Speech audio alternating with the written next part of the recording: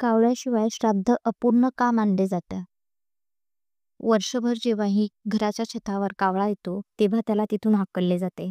कावळ्याने घराच्या छतावर किंवा आजूबाजूला येऊन ओरडणे अशुभ मानले जाते. पण पितृपक्षात याच कावळ्याची लोक आतुरतेने वाट बघतात.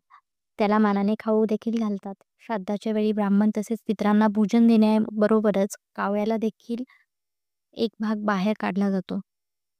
मान्यतेनुसार कावळ्यांना भोजन दिल्यास श्राद्धविधी पूर्ण होतो. पितरांच्या आत्म्याला शांती मिळते. पौराणिक मान्यतेनुसार पितृपक्षात पितर कावळ्यांच्या रूपात पृथ्वीवर येतात. पौराणिक कथेनुसार इंद्राचा मुलगा जयंत हा कावळ्याचे रूप धारण करणारा पहिला होता. ही कथा त्रेतायुगाशी संबंधित आहे, जेव्हा भगवान श्रीराम पृथ्वीवर अवतरले होते. यावेळी जयंतने कावळ्याचे रूप धारण करून माता सीतेच्या पायाला चोच मारली. तेव्हा भगवान श्रीरामांनी जयंतच्या डोळ्यावर बाण मारला. तेव्हा त्याने आपल्या कृत्याबद्दल क्षमा मागितली. तेव्हा रामाने त्याला वरदान दिले की पूर्वजांनी त्याला अर्पण केलेले अन्न मिळेल. तेव्हापासून श्राद्धाच्या वेळी कावळ्यांना भोजन देण्याची परंपरा सुरू आहे. त्यामुळेच पितृपक्षात श्राद्ध करताना कावळ्यांना प्रथम भोजन दिले जाते असे म्हणतात.